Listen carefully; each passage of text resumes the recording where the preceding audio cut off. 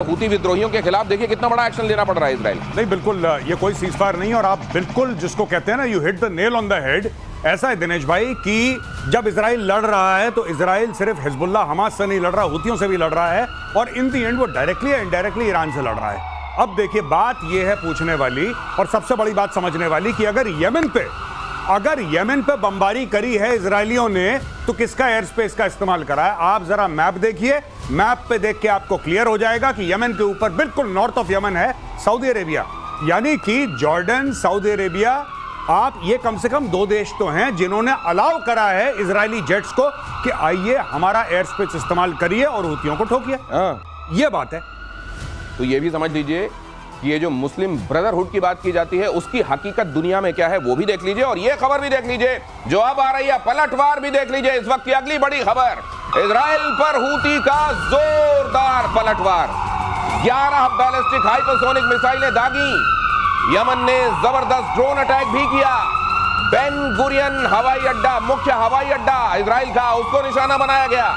Ashkelon में एक बिजली पावर प्लांट को भी उस पर भी हमला किया गया। अब ये सोचिए, ये ईरान का प्रॉक्सी कहलाता है, इसके पास संसाधन देखिए आप, हाइपरसोनिक ये मिसाइल्स देखिए आप, इसके पास ये ड्रोन देखिए। फिर आपको इस बारे में क्या कोई संदेह रह जाता है कि असल में ईरान ही अलग अलग जगहों से अपने एक्सटेंडेड आर्म से ये लड़ाई आज भी लड़ रहा है पीके श्रीवास्तव। बिल्कुल दिनेश, ये जो लड़ाई है ये हूती खास तौर से जिस तरह की हाइपरसोनिक मिसाइल्स, ये क्या किसी विद्रोही ग्रुप के पास हो सकती है, किसी मिलिशिया के पास हो सकती है।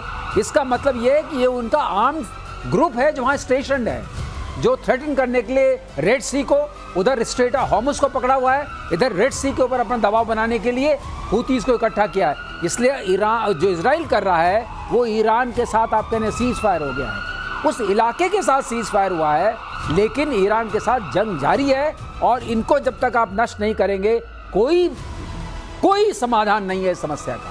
हूती, हमस एंड हिजबुल्लाह, इन तीनों आर्म्स को खत्म करना पड़ेगा। उनकी कोर की तरह देखिए, जैसे किसी भी आर्मी लेकिन मेरे दिमाग में एक और बात आ रही है कि अगर इतना कॉन्फ्लिक्ट इतना पहले ही चल रहा था, इतने टर्बुलेंस में वो जगह पहले ही थी, तो ये हूतियों को, हिजबुल्लाह को, हमास को सामान कब पहुंचाया जा रहा था सर? यही तो बात है। सामान जिस चोरी छिपे जा रहा था उसको काटा है, अभी काफी कुछ हद तक काटा है, लेकिन सामान तो पहले से पहुंचा हुआ है, उसका इस्तेमाल हो रहा है और रुक रुक के इस्तेमाल हो रहा है। तो ये इसके पीछे स्ट्रैटेजी सर, मेगा स्ट्रैटेजी आपको क्या दिखाई देती है? ये ईरान के साथ सीज फायर करा लो, लेकिन वहां इजराइल को लगातार फंसाए रहो ताकि उसकी ताकत, उसमें एट्रिशन लगातार होता रहे, और फिर कभी भी अपनी मिसाइलें और बढ़ाकर और अपना फिर से हमला बोल दो। नहीं, बिल्कुल देखिए, ईरान में वो काबिलियत नहीं है कि face to face 1-to-1 Israel के साथ लड़े। ये बात तय है। ठीक है, वो मिसाइल मार सकता है, हाइपरसोनिक मिसाइल। सर ने बहुत बढ़िया पॉइंट ये बोला कि एक विद्रोही ग्रुप के पास हाइपरसोनिक मिसाइल्स आई कब? क्योंकि अभी तक तो हमें यह पता था कि मिसाइल फायर कर रहे हैं। अभी तक हमें यह पता था कि जैसे पुराने सोवियत स्कड मिसाइल थी उस टाइप की, आप उसको डम मिसाइल कह लीजिए 1 मिनट के लिए, दो that is not the correct word, but मैं आपको समझाने के लिए बोल रहा हूं, आप उसको डम मिसाइल कह लीजिए। वो डम मिसाइल फायर कर रहा था। ये हाइपरसोनिक कब पहुंच गई हूतियों के पास? हाइपरसोनिक इज अ टेक्नोलॉजी जो कि बहुत कम देशों के पास है। मुट्ठी भर देश होंगे जो कि हाइपरसोनिक मिसाइल फील करते हैं, और आपने यानी कि ईरान ने हाइपरसोनिक मिसाइल टेक्नोलॉजी और हाइपरसोनिक मिसाइल जो हैं वो दे दी हैं उन्होंने एक विद्रोही ग्रुप के हाथ में। अब क्या हिजबुल्लाह के हाथ में भी दी हैं? सोचिएगा, क्या हमास के हाथ में भी दी हैं? और किस किस के आपके इराक में है विद्रोही ग्रुप, टेररिस्ट ग्रुप्स हैं जिसको इराक फंड करता है, सीरिया में है, यमन में है, हर जगह है, पूरे मिडिल ईस्ट में ईरान के फंडेड ग्रुप्स हैं। क्या ईरान ने सबको पहुंचा दिया है हाइपरसोनिक मिसाइल्स? और कौन कौन सी चीजें पहुंचाई हैं उनको, कौन कौन सी बैलिस्टिक मिसाइल पहुंचाई हैं कि चारों तरफ से आप इजराइल को मारेंगे और चारों तरफ से इजराइल को आप घेरेंगे?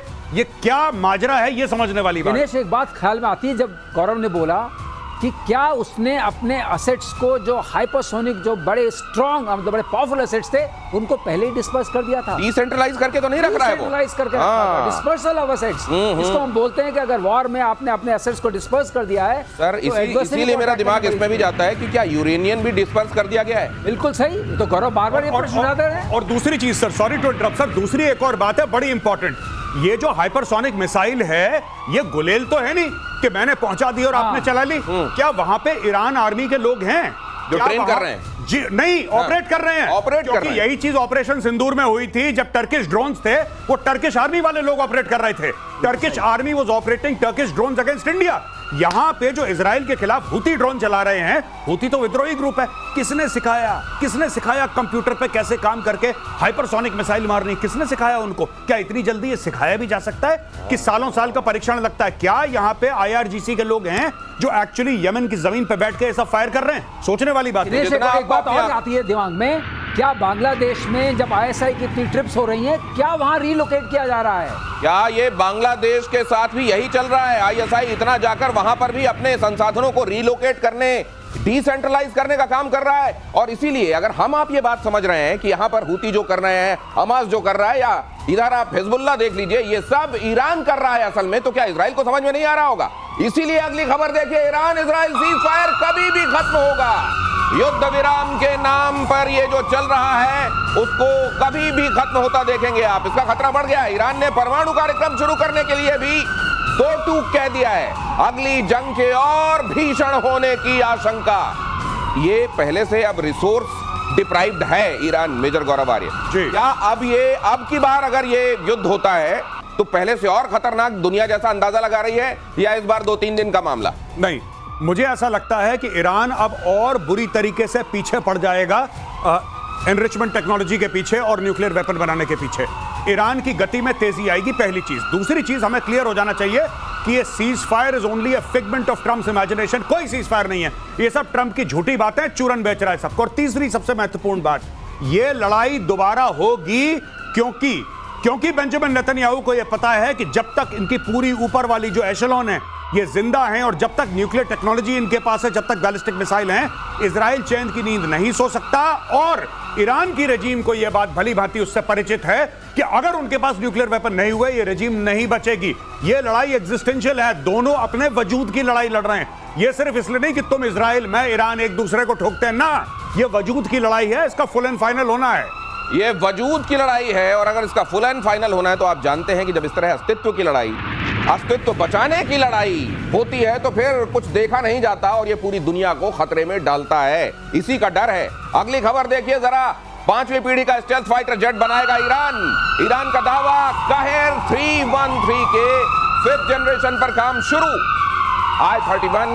J-31 माफ कीजिए, और F-35 से ये खतरनाक होगा। ये कहर कहा जा रहा है कि J-35 F-35 से खतरनाक होगा, और ये आसमान में वो कहर बर पाएगा कि दुश्मन त्राहिमाम कर। अचानक इनको समझ में आ गया है कि हमारे लिए फाइटर जेट बड़े महत्वपूर्ण है। मिसाइल करते करते फाइटर करने लगे। दिनेश, इसमें तो थोड़ा हास्यास्पद है। ये कहर 313 अब 3 टाइम्स अनलकी है, ये समझ लीजिए, जो नंबर इसका है। और ये 2013 में शुरू हुआ था, तो 4 टाइम्स अनलकी है। ये तब से बंद पड़ा था। अब इन्हें सडनली जाग उठी है कि हम स्टेल्थ फाइटर, आज जिसको देखिए वही स्टेल्थ फाइटर बनाने निकल पड़ा है। जैसे कि टेक्नोलॉजी स्टेल्थ फाइटर की सड़कों पे मिल रही है। लेकिन आप कई बार ऐसी बातें बताते हैं जो मेरे जैसे लेमैन को भी बड़ी महत्वपूर्ण जानकारी। आपने एक बात मेरे को बताई थी कि बना लो स्टेल्थ, VHF वाला रेडार तो पकड़ लेगा। वो रेडार जो जनरली आप चलाते हैं उसमें नहीं होता वो बैंड, लेकिन वो वाला VHF वाला लाएंगे तो पकड़ लेगा। फिर इनके स्टेल्थ क्या करेंगे? स्टेल्थ ये एक है ना, माहौल बनाए रखिए, माहौल स्टेल्थ। हाँ। हम इतने हैं, कहर बनाएंगे।